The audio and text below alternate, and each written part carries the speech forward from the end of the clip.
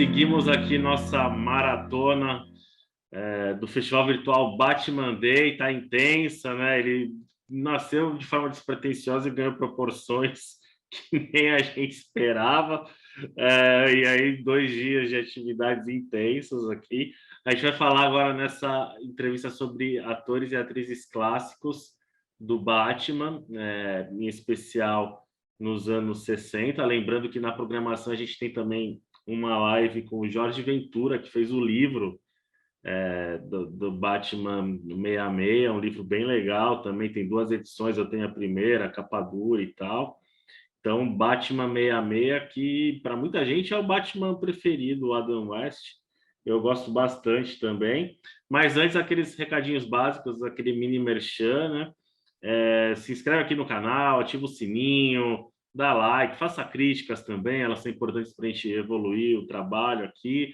Aqui no canal História do Cinema, a gente tem várias entrevistas com artistas, produtores, escritores de cinema, quadrinho, teatro, música, literatura e tal. Inclusive, o nosso convidado já foi entrevistado aqui. Facebook, clique em curtir, depois em ver primeiro, e no Instagram, História do Cinema, os links estão todos na descrição. Aquele merchan básico do nosso selo editorial, que lançamos recentemente, o Cines Edições Literárias. A gente está com a pré-venda do Filmes que Marcaram a Cultura Pop, volume 1, é um livro de bolso. É o primeiro de uma trilogia. Nesse primeiro são 10 filmes retratados. Dá para ver aqui Aventureiros do Bairro Proibido, Poderoso Chefão, Karate Kid, Mestres do Universo, Grande Dragão Branco, Soldado Universal, La Bamba, Comando para Matar, Superman o filme e Rock um Lutador. Né? A ideia é resgatar esses filmes que principalmente víamos na TV aberta ali nos anos 80, tela quente, temperatura máxima, cinema em casa, Cine Belas Artes e tal. E depois teremos mais 2 volumes com 20 filmes cada um, fechando uma trilogia, e vai ter o packzinho. Então tá no Catarse, o link está aqui embaixo, contribuam. É pré-venda, então assim, vai receber o livro de qualquer jeito, tá? É só acessar direitinho. O livro da dissertação do meu mestrado, que é o Batman série animada, Uma Revolução dos Heróis na TV, que é da editora Amavice. Tem na Amazon, estou pondo o link aí também, né, sobre as influências expressionistas do noir, nessa série que marcou a época. Tem uma live aqui na programação com o Paulo Chacon, que fez o livro junto com o Jorge Ventura, o Batmania Animated, que inclusive eu usei para pesquisa desse livro aqui. E o outro, que é mais difícil de achar, que é um livro quase de bolso, que é o Histórias do Batman e Superman no Cinema, que eu lancei em 2016. Essa é a 2ª edição pelo Instituto HQ, feita para a CCXP, mas na Amazon e nesses sebos virtuais da vida vocês encontram, é o único que ficou comigo aqui. Lembrando que eu fiz também um vídeo, a gente abriu a programação com várias dicas de livros sobre o Batman, e aí tem livros de vários autores que estão participando aqui da maratona, livros de autores estrangeiros, e aí eu dei várias dicas lá para quem quiser se aprofundar nessa reflexão acerca do homem morcego.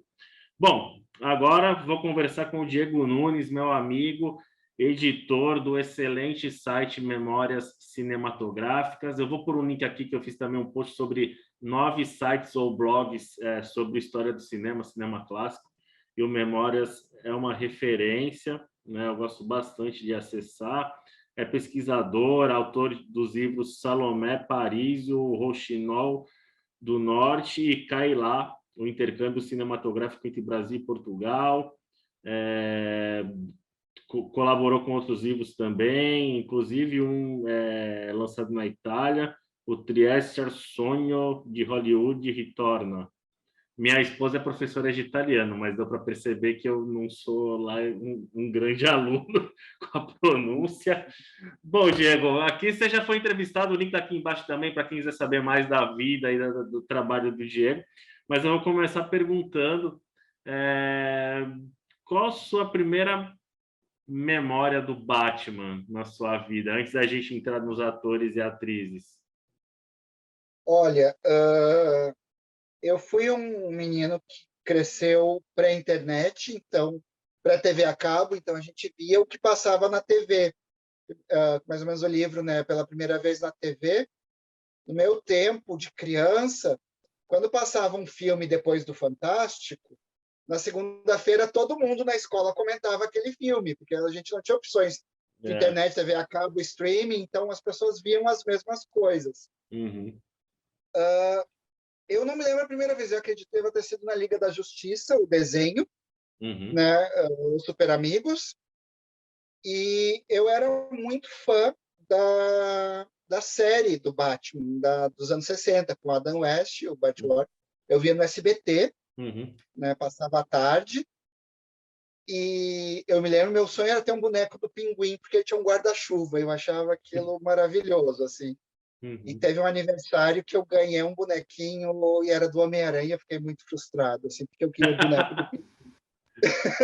Era aquele E aí, bonequinho do Homem-Aranha do Secret Wars, que vinha com escudinho. isso. É. Isso. E era meu sonho era ter o boneco do Pinguim e eu ganhei o Homem-Aranha, foi uma das primeiras frustrações E o de do Pinguim era infância. da coleção Super Powers da Estrela, né? Que era bem legal o bonequinho. É. E depois veio o filme do Tim Burton, né, em 89, eu tinha 8 anos, que foi aquele boom de Batman, né, que ressuscitou. Uhum. Mas para mim o Batman que me pegou foi o Batman das onomatopeias, dos paus, soque, pom, Uhum. né? Aquela coisa bem kit, colorida, assim, o Batman Uhum. surfando e dançando a batuze, né? É pra gente, E assim, quem foi criança ali nos anos 80 assistir essa série na TV, a sensação que dava era de que era algo novo, né? Não... sim, que a gente não tinha noção, né? Mesmo outras coisas, assim, né? Eu me lembro que a gente via, tipo, filmes do Jerry Lewis na sessão da tarde Uhum. e não Sessão parecia da que era tarde uma coisa passava clássicos, né, cara? Filmes do Elvis, importantes. né? E não parecia, não existia esse preconceito que eu acho que tem hoje com coisas antigas, assim, né? Uhum. Hoje a gente vê jovens, todo mundo só conhece o Tarantino e adora o Tarantino, e fala, ai, meu diretor favorito, mas nunca ouviu falar mais em Cães de Aluguel, porque é um filme de 94, sabe? Uhum. E para mim é melhor que muita coisa recente do Tarantino, inclusive. Com Assim. certeza. Até porque muitas coisas ele meio que reciclou do próprio Cães de Aluguel, né? Cenas Sim, e sim, sim, ideias, né? sim. Do próprio Né? Bastardos Inglórios e tal. E assim, nessa época a gente assistia sem muito conhecimento, né? Mas eu sempre fui muito curioso e aquela coisa assim de querer entender, conhecer quem é esse ator, o que, que ele mais fez, o que ele fez antes, o que, que ele fez depois, assim. E na história da série Batman, a gente tem muitos personagens curiosos, né? Inclusive alguns coadjuvantes. Espera aí, eu moro numa rua super barulhenta, às vezes agora está entre os entregadores de comida à noite, vai ter uns barulhos de vez em quando. Uhum. Né? Tranquilo. E foi mais ou menos do que eu separei um pouquinho para falar sobre essas figuras, que na época eles nem eram tão considerados clássicos, porque a gente está falando de 66. Uhum. Se você parar para pensar 10 anos antes, eles não considerariam um clássico, mas hoje são clássicos. Uhum. Mas também tem gente, assim, desde a época do cinema mudo que deu as caras nessa série, por exemplo. Assim. Uhum. Então vamos lá. O que que dá para começar por quem aí? Bom, então, os Só astros lembrando, vai principais. fugir dos. A gente não vai entrar tanto nos protagonistas, né? Vai falar dos atores que estão no Sim, entorno ali, né? os astros principais eram o Adam West, né, que era o Uhum. Batman, e o Burt Ward. O Adam West tinha começado no cinema em 57, ele já tinha uma certa carreira, ele já era um ator meio respeitado. O Burt Ward era um menino, ele era muito novo, ele era um novato, é quase a estreia dele como ator. Uhum. Como é o caso também da Ivone Craig, que já tinha feito alguma coisinha, mas ela também era muito novata. A Ivone Craig é a Batgirl. Uhum. Mas Batman é recheado de personagens, de figurantes não, de coadjuvantes, alguns fixos e alguns que fizeram algumas participações especiais de 1, 2, 5 episódios. E uma figura que eu acho mais curiosa para quem gosta de cinema clássico é o Neil Hamilton, que é o Uhum. comissário Gordon, né, que é o pai da Batgirl. O Neil Hamilton, para começar, ele é primo da Margaret Hamilton, que é a bruxa má do Mágico de Oz, de 39, Uhum. né? E ele foi um dos maiores modelos dos Estados Unidos a partir de 1910. Ele era conhecido como o homem do nó de colarinho mais elegante da década de 10, na época. Assim. Uhum. quando o nó de colarinho era uma coisa que chamava atenção. Ele estreia no cinema em 1918, ainda no cinema mudo, e ele vai se tornar um grande astro do cinema mudo. Ele trabalha com Griffith em A Rosa Branca, em 23. Ele vai ser o principal mocinho da Bibi Daniels, que era uma grande estrela do cinema mudo. Ele era o bom moço, ele fazia o rapaz bonzinho das telas, assim, galão, mocinho, ingênuo. Ele atuou na primeira versão de Belfast, em 26. O livro foi lançado em 25. Em 26 também ele faz a primeira versão do Grande Gatsby. Ele não é o Gatsby, ele é o vizinho do Gatsby, que é os personagens principais.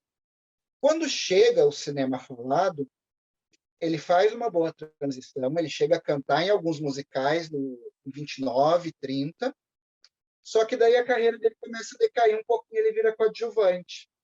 Os fãs dos quadrinhos talvez lembrem dele em 2 filmes com Johnny Weissmuller, o Tarzan, o Filho da Selva, de 32, e a Companheira de Tarzan, em 34.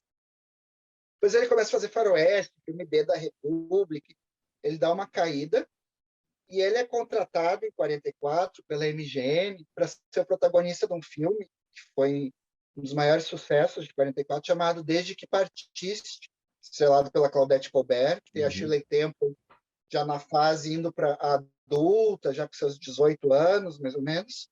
E ele é o protagonista do filme. Ele é um soldado que vai para a guerra e a família dele fica em casa, a mulher e as 4 filhas. Só que ele briga com o produtor, o Samuel Goldwyn, não, desculpa. Ele briga com o David O. Selznick, que era o todo-poderoso da MGM. Nunca veio a público porque que eles brigaram.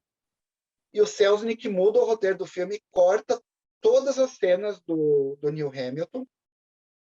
Para humilhar ele, o Neil Hamilton aparece no filme nas fotografias na casa, como o marido que morreu na guerra, mas ele não aparece em nenhuma cena no filme. Na biografia do Neil Hamilton, ele disse que depois ele entrou para uma lista negra, que ele não conseguia trabalhar, ele chegou a tentar o suicídio, e depois ele vai se recuperando. Não se sabe, nunca se tornou público porque que eles brigaram, mas assim, o Neil Hamilton era um cara muito católico, muito certinho, e ele ficou a vida inteira casado com a mesma esposa desde 1922. Então ele não era muito aquela figura tradicional daqueles anos loucos de Hollywood. Eu acredito que possa ter havido alguma questão ética, moral, mas isso é especulação minha, né? Depois ele entra assim numa decadência total, porque está numa lista negra, e é o Jerry Lewis, na década de 50, que vai trazer ele de volta, fazendo vários coadjuvantes em filmes do Jerry Lewis, até ele voltar em Batman. Ele já é um senhor, ele é de 1899, ele já está com quase 70 anos, e ele volta para aquele sucesso com o público agora na televisão, né? Mas ele é uma figura assim, que está desde 18 nas telas do cinema, assim, né? Então é uma figura muito curiosa. Ele foi um homem muito bonito. E vale lembrar que a gente está falando que a série estreou em 66. Com a evolução da televisão nos Estados Unidos, na década de 50, acabou aquele sistema dos grandes estúdios de contratos que contratavam os atores por 7, 10 anos e promoviam a carreira. Então, muitos atores da década de 30, 40, que se viram no Star System, que se viram no processo do estrelato, que se viram como mercadorias, porque eles eram mercadorias dos estúdios, estão ficando desempregados e também estão começando a ficar velhos. A gente está falando na década de 60, uma pessoa com 50 anos já era considerada um idoso, né? A tia do Batman, a Mad Blake, ela com 50 anos de idade, ela fazia papéis já de vovozinhas, de senhoras, né? Hoje a gente tem uma Alessandra Negrini com 51 anos, impensável escalar ela para ser uma tia do Batman, mas nessa época isso acontecia, né? Nós vamos ter outros coadjuvantes que têm carreiras curiosas, como o Alan Napier, o Alfred. Né? O Alfred, ele era inglês mesmo, como o personagem. Ele era primo do ex-primeiro-ministro da Inglaterra, o Neville Chamberlain, e ele foi um grande astro do teatro londrino na década de 20. Uhum. Ele era muito famoso pela voz dele, pela dicção dele, pela locução dele. Ele vai fazer muita coisa em narração. E ele vai fazer coadjuvante em vários filmes de terror dos anos 30 e 40. Ele tem um papel muito bom no Solar das Almas Perdidas, de 44. E ele atua também no Júlio César, com Richard Burton, de 53. Uhum. Né? É um ator que teve uma carreira... Não chegou a ser um astro, como Neil Hamilton, mas teve uma carreira sólida. Que é o mesmo caso do Stafford Rip, que é o chefe O'Hara. Ele fez vários westerns na década de 40 e 50, pequenos papéis, geralmente fazendo xerife, o fazendeiro. Batman vai ser meio a consagração da carreira dele. Uma personagem coadjuvante muito curiosa, que eu gosto muito da história, é a Maddie Blake, que é a tia Harriet, Uhum. que é um personagem que não existiu originalmente nos quadrinhos. Ele vai surgir posteriormente nos quadrinhos. E a tia Harriet foi criada na série porque nos primeiros episódios o Batman e o Robin, o Dick e o Bruce Wayne moram juntos na mesma mansão. E o público moralista, as famílias, os homens de bem, pela moral e bons costumes, não gostaram de ver dois homens solteiros morando numa casa sem uma supervisão feminina. Uhum. As bobagens que a gente hoje vê voltando, né? Então, essa personagem foi criada para evitar o falatório das pessoas por eles dividirem uma mansão. Uhum. A Maddie Blake, ela é um caso muito curioso. Ela era cientista, e ela e o marido dela, o James Lincoln Blake, criaram o botão detonador da bomba atômica no Projeto Manhattan, que foi detonado em Hiroshima e Nagasaki. Assim. E ela só vai atuar depois da Segunda Guerra Mundial. Ela vai fazer aula de teatro com 50 anos de idade, a partir de 46, no mesmo ano que ela estreia no cinema. Sempre vai fazer papéis pequenos. O Batman talvez seja o maior papel dela. Aquela coisa de senhora boazinha, vovozinha, meio matrona. Talvez as pessoas devem lembrar dela em Cantando na Chuva. Ela seria a Reda Hooper no Cantando da Chuva. Ela que entrevista o Gene Kelly e a Jan Hagen na pré-estreia do filme, onde a Debbie Reynolds é revelada como cantora original. Uhum. Desculpa o spoiler, mas o filme é de 52, então é um spoiler tardio, né? Uhum. E ela faz vários musicais. Ela faz Sinfonia em Paris, ela faz Na Roda da Fortuna, e ela também dublou uma das fadas da Cinderela, da Disney. Né? Aliás, da Bela Adormecida. Né? E aí a gente tem os vilões, talvez seja o que o público mais goste. O César Romero, que é um ícone da história do cinema. Ele estreou no cinema em 33. Ele geralmente fazia papéis de latino, embora ele tivesse nascido em Nova York, ele é nova-iorquino, mas a mãe dele é cubana.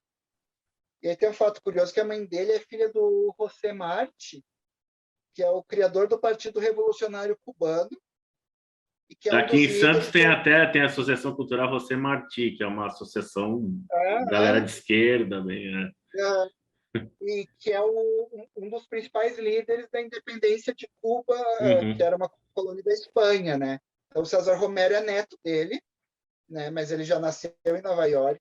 Ele era de uma família tradicional, mas eles perderam tudo em 29. Uhum. E ele vai ser ator meio para ajudar nas contas.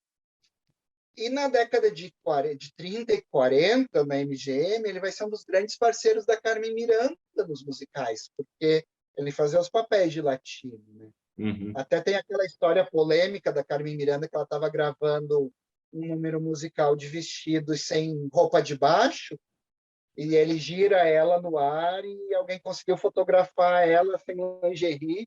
Isso saiu na imprensa toda época, foi um escândalo, assim. Tem na internet, eu não vou botar, porque senão o YouTube bloqueia, mas você acha fácil, se você quiser ver essa imagem da Carmen Miranda.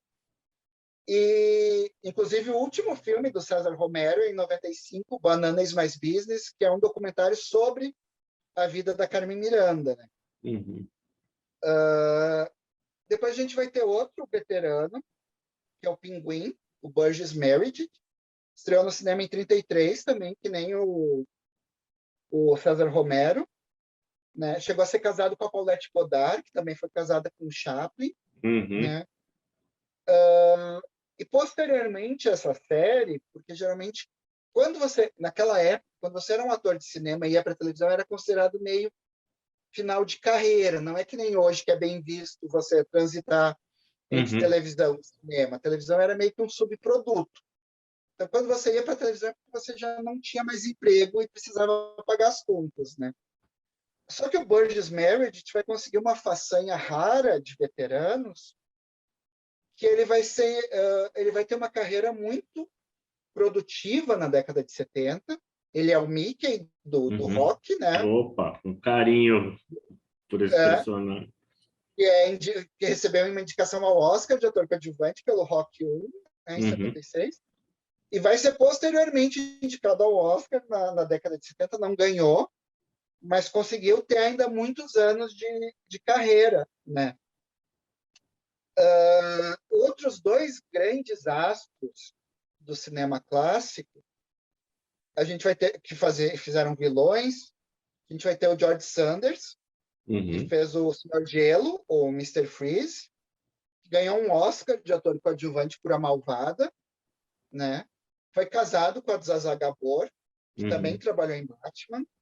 Depois separou da Zsa e casou com a irmã dela, a Magda Gabor.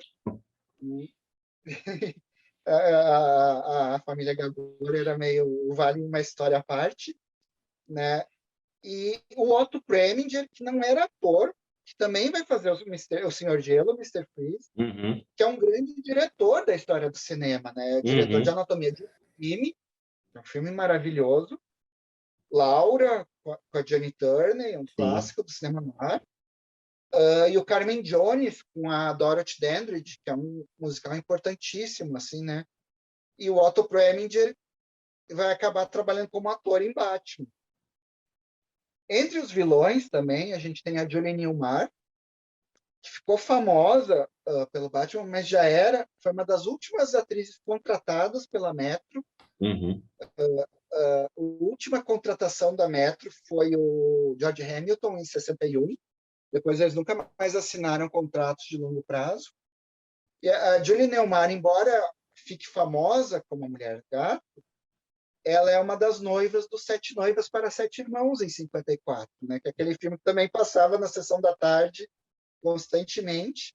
Uhum. E a Julie Newmar sai da série porque ela quer voltar a fazer cinema. A carreira dela nunca mais voltou ao auge depois do Batman, e ela é substituída pela Eartha Kitt, que era uma cantora maravilhosa, uma atriz muito boa.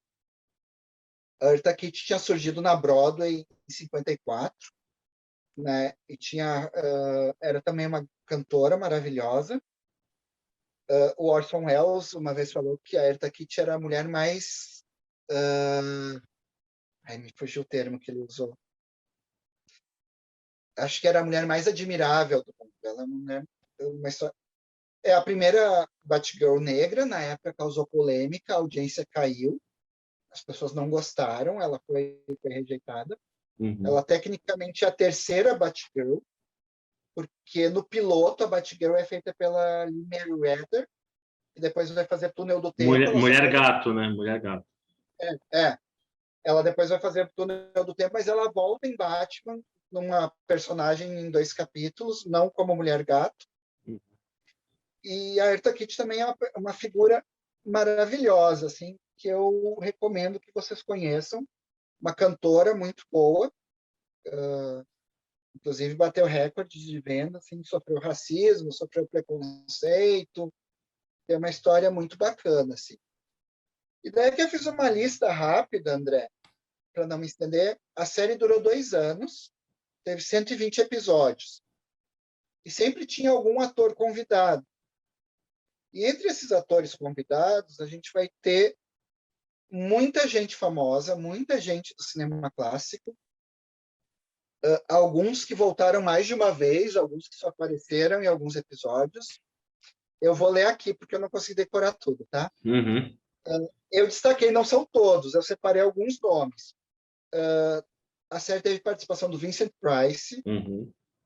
da Anne Baxter, do Milton Berle, da Joan Collins, a Zsa Gabor, que eu já falei, a Tallulah Bankhead, que é um ícone, o Jock Mahoney, que é um dos Tarzans do cinema, padrasto da Sally Field, a Terry Moore, a Ethel Merman, o Van Johnson, o Rod McDowell, a Glennis Jones. Quem não lembra da Glennis Jones, ela é a mãe sufragista de Mary Poppins. Uhum. A Caroline Jones, que foi a Morticia Adams, né, e fez vários filmes, inclusive com Elvis.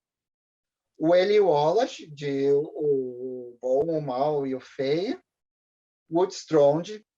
O Jacques Bergerac. O Jacques Bergerac nunca foi um grande ator, mas ele é famoso porque ele foi casado com a Ginger Rogers. Teve um casamento bem conturbado com ela, assim. Uhum.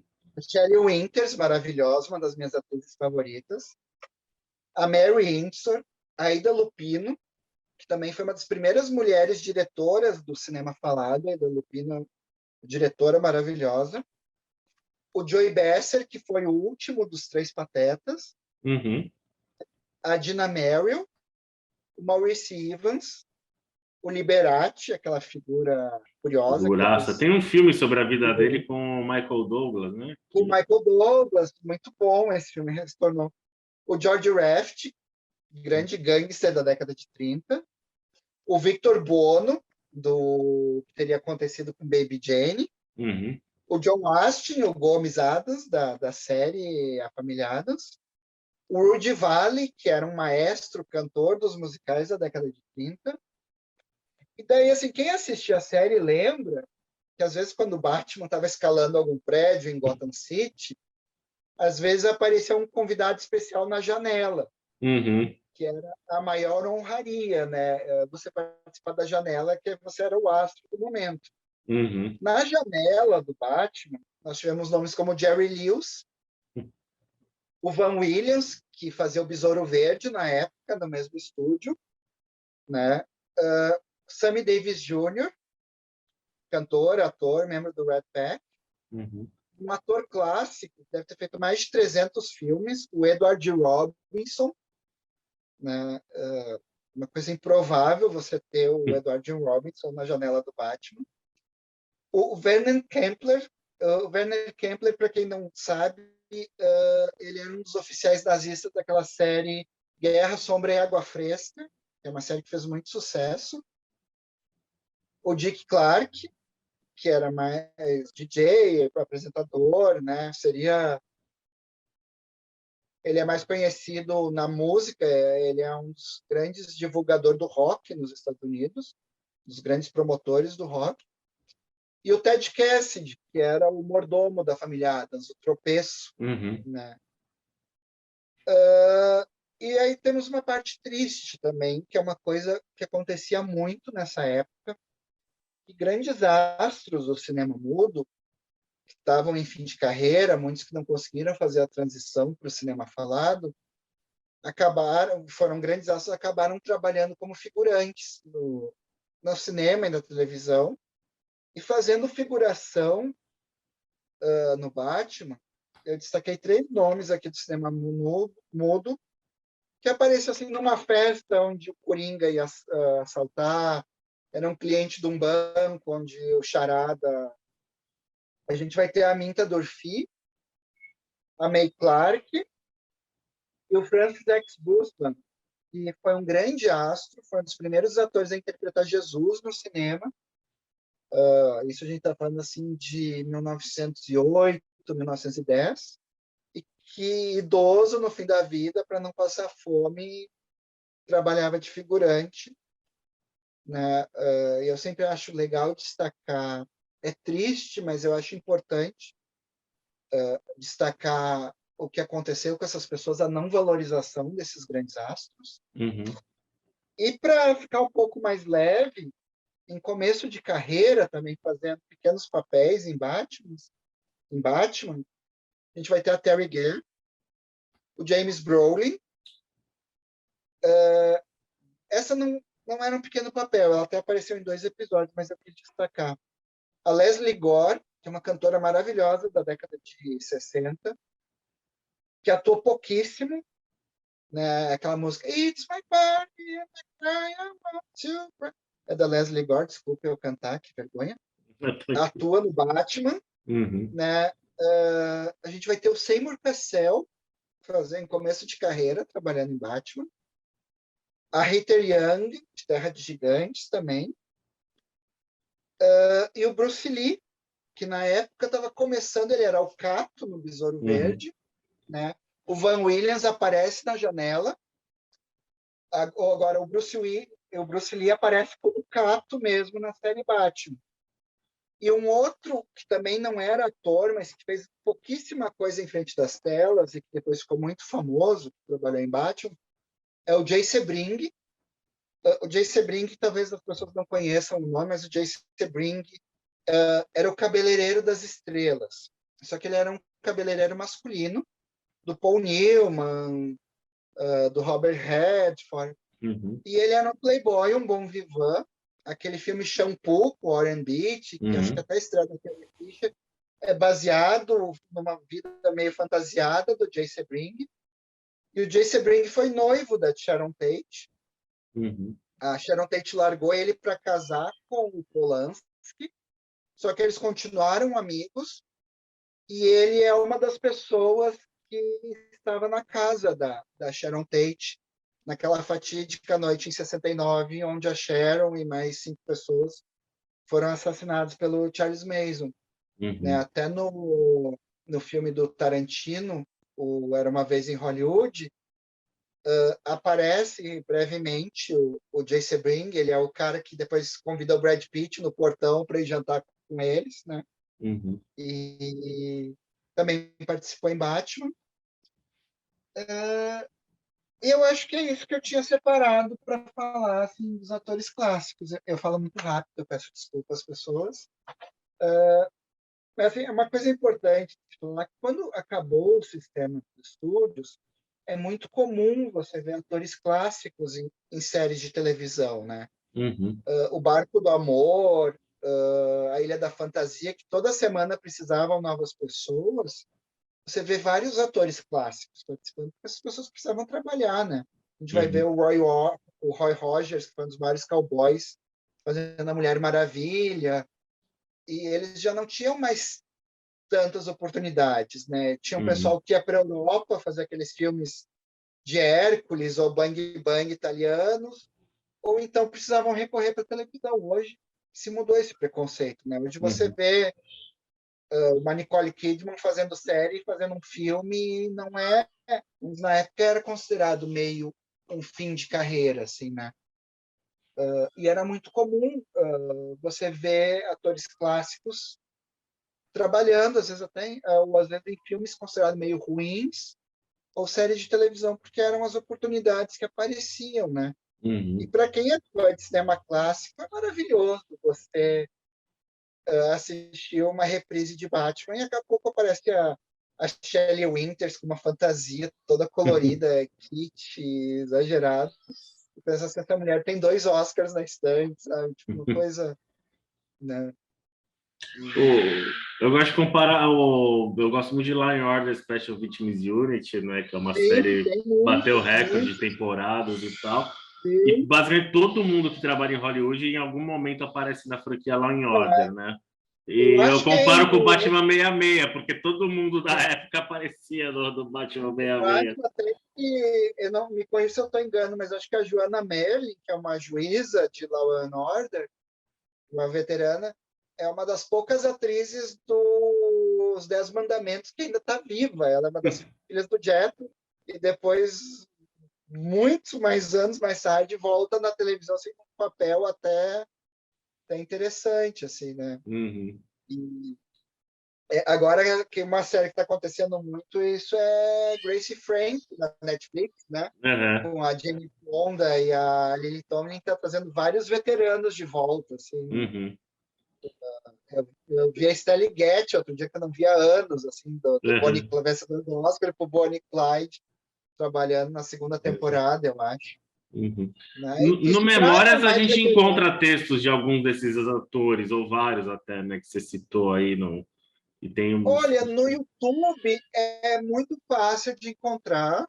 Eu uma vez cheguei a ver um vídeo que tinha todas as participações da Janela, e daí tá o Jerry Lewis, o Sammy Davis, Não, mas né? eu digo textos. No teu site de alguns desses atores, a gente encontra aí as biografias e tal. Ah, sim, sim. Eu tenho algumas biografias. Eu tenho uma biografia muito bacana do Neil Hamilton, para quem quiser saber mais da vida dele, que ele tem muitos trabalhos. Já fiz sobre A Ivone Craig tem também? Não tem? Não. Yvonne Craig, Ivone Craig. Julie Newmar, Irta Kitt, Burt Ward, tentando lembrar quem mais eu já escrevi. Jay Sebring tem matéria, quem quiser conhecer mais sobre o cabeleireiro que foi assassinado junto com a Sharon Tate. É uma história triste, mas é um fato, né? Infelizmente. Eu não me recordo mais, assim, desses que fizeram participações eu tenho também, mas não são exatamente atores do Batman. Né? Tem biografias da Glynis John, do Ted Cassidy, Uhum. do John Astin, que está com Acessem, 90 pessoal, mil. memoriascinematográficas.com.br. Tem um acervo gigantesco aí de Mas biografias. provavelmente em breve surja mais, porque todos os dias a gente está escrevendo mais e Uhum. alimentando e produzindo mais Como é conteúdo, que é a né? tua rotina com memória, Diego? Para quem não viu a entrevista que a gente já fez, e, enfim, eu acho que muita gente que está entrando hoje aqui no festival não deve ter acompanhado o canal antes, veio por causa do Então, Batman em André, si. Então, Memórias é uma história que aconteceu por acaso na minha vida, assim, né? Eu vou tentar resumir rapidinho. Em 5 de agosto de 2015, esse ano fez 6 anos, agora esse mês, foi o aniversário da morte da Carmen Miranda. Tinha morrido em 5 de agosto de 55. E eu sempre falei de cinema, e música, história do rádio, coisas ligadas à cultura brasileira. Você acaba tendo amigos que gostam da mesma coisa. E estava todo mundo naquele dia lembrando o aniversário da morte da Carmen Miranda. uhum, E eu postei uma foto de uma atriz chamada Susan Boyle, que era prima da Lucille Ball, que ela sofreu um acidente de filmagem, ela caiu num cavalo, o cavalo caiu em cima da perna dela, a lesão virou um câncer, ela acabou falecendo com 29 anos de idade, em 5 de agosto de 55. Só que a morte da Carmen Miranda ofuscou a morte da Susan Boyle, que não era tão famosa quanto a Carmen. Né? Os uhum, jornais deram mais ênfase para mais ou menos a morte da Farrah Fawcett e Michael Jackson, assim, uhum. que a Farrah, coitadinha, ficou em segundo plano, assim, né? E daí eu postei uma foto dela na minha própria rede social, meu próprio Facebook, e contei a história dela. E aquilo deu 200 compartilhamentos. Daí virou uma coisa invasiva, pessoas que eu não conhecia entrando na minha página e comentando fotos que eu tinha tirado com a minha mãe, que não tinham nada a ver com aquela história. Eu falei, não, vou separar as coisas. E criei uma página no Facebook para postar minhas coisas de cinema, para isolar minha vida pessoal. Não pedi para nenhum amigo, não pedi para ninguém curtir. Em 1 ano e pouco, quase 2 anos, eu não tinha 100 curtidas na página. Ia postando de vez em quando, ia postando. E era um hobby e acabou crescendo. Depois surgiu o site. E daí foi muito engraçado, que com 2 anos de página, eu fiz um vídeo sobre o Omar Sharif e postei ele, fui trabalhar e não acessei Facebook. Quando eu voltei para casa, eu tinha, acho, 700 pessoas curtidas na página e o vídeo tinha dado milhares de compartilhamentos, estava com mais de 1 milhão de visualização e eu estava com 15 mil inscritos na página. Assim, né? O Omar Sharif foi o meu padrinho, assim, o meu boom. E eu comecei a escrever por hobby, porque principalmente, eu ficava muito chateado. É uma coisa muito chata, mas que acontece no site. Como eu falo de atores clássicos, dificilmente você tem notícias boas para dar sobre atores clássicos, né? A maioria das vezes é quando eles vêm a falecer. E eu me lembro uma vez, em 97, morreu uma das minhas atrizes favoritas, a Alice Faye. trabalhou com César Romero, trabalhou com a Carmen Miranda, foi uma grande estrela dos musicais da Metro. E nenhum veículo de comunicação impresso ou escrito no Brasil publicou isso. E quando teve no In Memoriam do Oscar, ela apareceu e para mim foi um soco no estômago. Eu vi que a Alice Faye tinha morrido e não tinha saído. Assim, eu fiquei extremamente deprimido pela importância que essa atriz tinha e aqui foi completamente ignorada. Então eu comecei a escrever. A primeira matéria foi uma homenagem a um ator que era amigo meu, inclusive, tinha falecido, que eu não ia sair em lugar nenhum.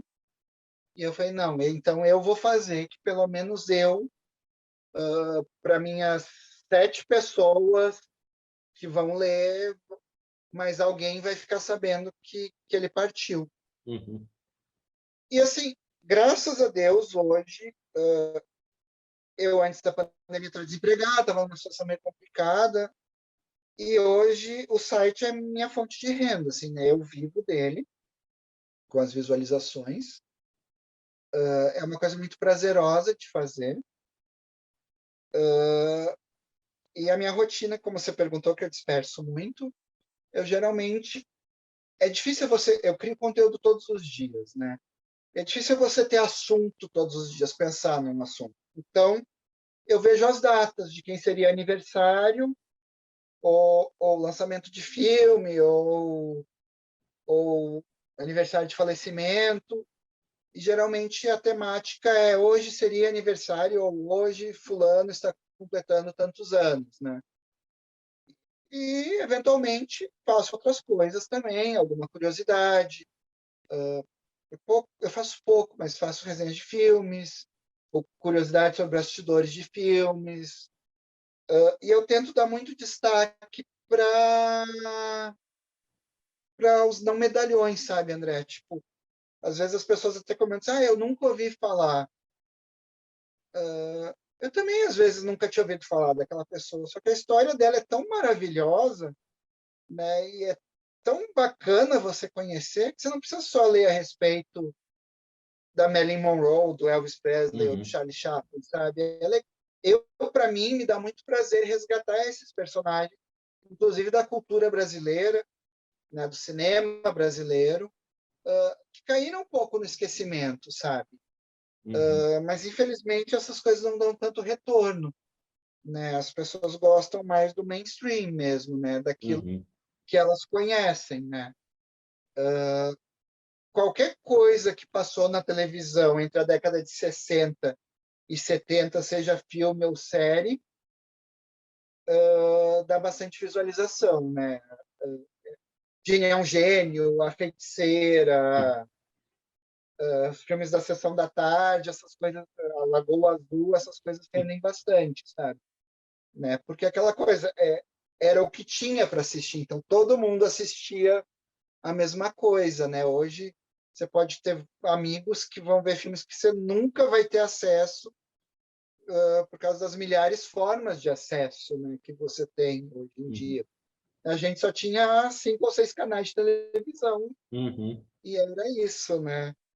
Certeza. E uma coisa Isso muito quando o sinal curiosa que eu queria pegava, lembrar né? Eu ficava chiado, ficava. exatamente. E, por exemplo, assim, eu sou do Rio Grande do Sul. Quando eu cresci no Rio Grande do Sul, por exemplo, não pegava a TV Record, já não existia TV Record no Rio Grande do Sul, porque a família Machado, antes eles venderem para a Igreja Universal, ela já não atingia todo o Brasil. Uhum. Então, não necessariamente o que alguém assistiu na década de 80 na Record eu tive acesso, por exemplo, Uhum. porque já não tinha o sinal da transmissão, assim, né?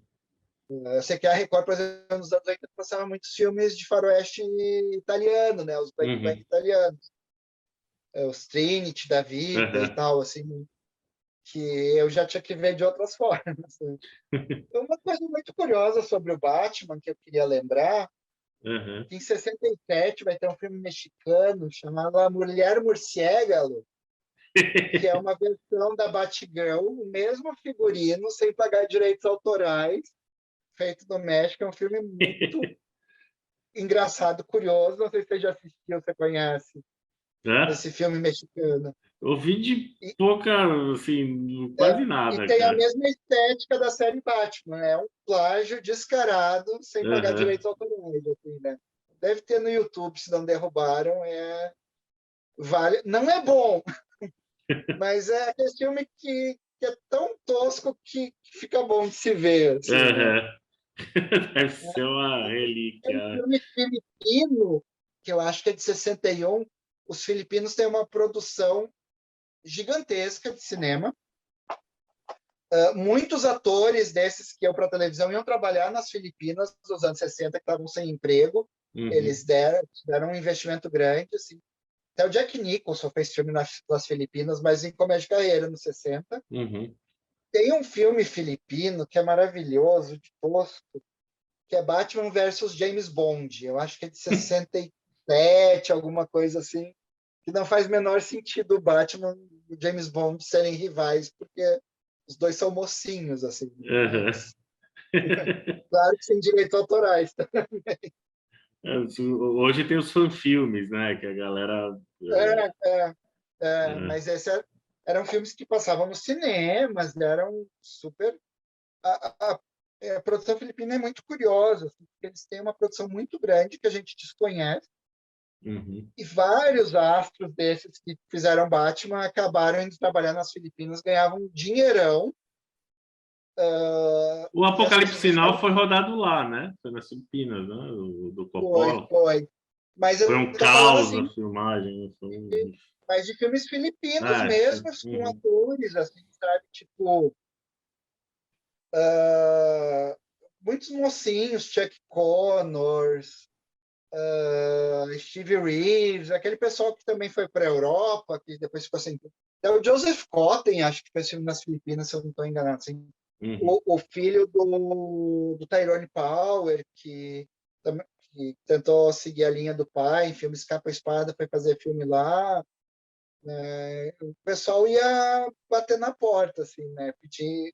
Quer dizer, acho que a Filipinas via chamar e devia ser financeiramente muito bom, assim, né? Isso até Uhum. rende uma matéria um dia, assim, de astros que foram filmar, assim, nas Filipinas, né? E esse filme do Batman eu nunca vi, eu só vi o pôster, assim, eu sou muito curioso para ver o Batman enfrentando James Bond, que queria entender o roteiro dessa história. Diego, tá na hora do nosso ping-pong, bate ping-pong. Você já fez o Tá ping-pong na bom, outra live que você participou e tal, sobre suas tá. preferências, mas agora é específico sobre o Batman.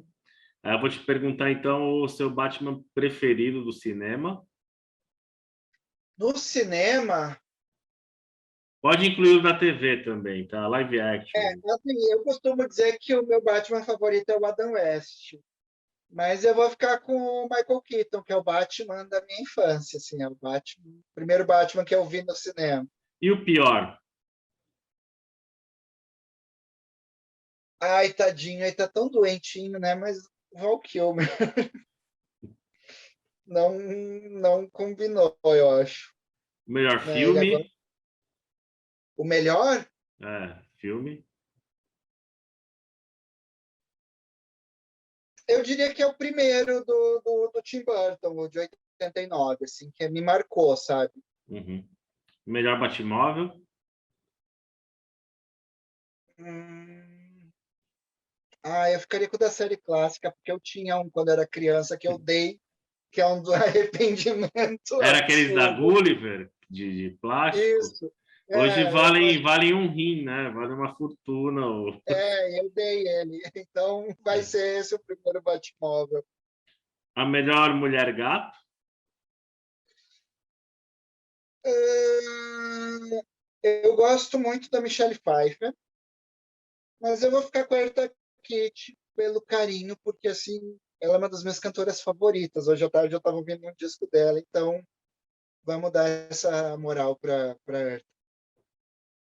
É, o melhor personagem coadjuvante desses que você citou aí, qual que você Olha, escolheria? eu não falei muito, mas assim, eu sempre adorei o Robin. O Robin é meio subestimado, mas assim, eu sempre tive um carinho gigantesco pelo Robin, assim. Eu gosto mais do Robin do que do Batman. Eu acho que o Robin precisa ser mais respeitado, tadinho. Cara, obrigado Eu mais adoro a uma Zsa vez. Gabor também, como a rainha das joias, assim, que Uhum. só rouba diamantes, assim, porque eu adoro a Zsa Gabor, acho que ela figura bizarríssima, engraçadíssima, maravilhosa. Fica à vontade para deixar um recado para quem está acompanhando a gente aqui. Tá, só duas coisinhas. Eu esqueci Ah, de falar do personagem, um coadjuvante muito importante do hum, Batman, que as pessoas talvez nunca tenham percebido. Depois já dou um recadinho. O gato da Mulher Gato, o Orange, é o gato mais famoso da história do cinema. Ele é o mesmo gato do Bonequinha de Luxo, o hum, gato da cena final de Bonequinha de Luxo, uhum. do Incrível Homem que Encolheu, que é o gato que ataca o cara na casinha. Fez vários filmes, o Orange, e era um gato famosíssimo. Uhum, O treinador dele era o mesmo treinador do Benji, o uhum. cãozinho, né? E o Orange foi um grande astro. E vale lembrar ele também, porque também foi um coadjuvante importante. Né? Todo mundo que fez a bonequinha de luxo com a Audrey Hepburn, né? Que tirou lágrimas da Audrey Hepburn. E o recado eu queria agradecer a você, André, sempre pela sua atenção, sua gentileza, ao público que assistiu, a você e sua esposa pelo magnífico trabalho que vocês fazem na preservação da memória do cinema em todos os campos. Te desejar muito sucesso agora nessa linha editorial, né? Recomendar que as pessoas conheçam, comprem, ajude, porque eu sei como é difícil se publicar livro nesse país, Uhum, ultimamente, ainda mais nesses dias tão tristes e sombrios que a gente está vivendo. uhum. Pedir desculpa para as pessoas que eu falo muito rápido e eu emendo muitas coisas porque eu me empolgo. Agradecer sempre o carinho que você tem comigo, a oportunidade de divulgar meu trabalho. E pedir para as pessoas que quiserem conhecer meu trabalho, o site é Memória Cinematográfica, www.memoriacinematograficas.com.br, sem acentos. E a gente está presente nas redes sociais também com esses nomes, no YouTube, no Facebook, no Instagram. Quem puder acompanhar o nosso trabalho, o meu trabalho, na verdade, porque assim, as pessoas me escrevem às vezes como se a gente fosse uma equipe, tivesse várias pessoas, eu sozinho e dá trabalho, e às vezes a gente está até na rua e para e vai escrever no celular para dar uma notícia com urgência, assim, né? E somos humanos, temos vida e trabalho, coisas para fazer Uhum. e casa para cuidar e uma vida social que a gente tenta ter, né? Dizer para as pessoas continuarem se cuidando, né? Usando máscara, vacinem-se, por favor, álcool gel, mantenham o distanciamento, não é porque vacinou que a pandemia acabou, Uhum. temos a variante Delta aí, se cuidem. E é isso, André. Obrigado, meu Eu, querido. Confiram Memórias Cinematográficas, recomendo, um site sensacional aí que faz um trabalho diferenciado de resgate e registro, né? Em tempos que a Cinemateca está largada, né? Enfim, a que cultura como um tristeza, todo né? está abandonada no país. É importante prestigiar quem faz esse trabalho de forma independente, hercúlea, né? Que o Diego faz esse Sem trabalho dinheiro muito bem. público. É, é isso, meu querido. Parabéns, pessoal. Obrigado quem está acompanhando a gente. Continuem na maratona aí. Viva o Batman e a gente retorna aí. Um abração, Diego. Valeu. Tchau, tchau, pessoal. Um Valeu. bate-abraço. Valeu.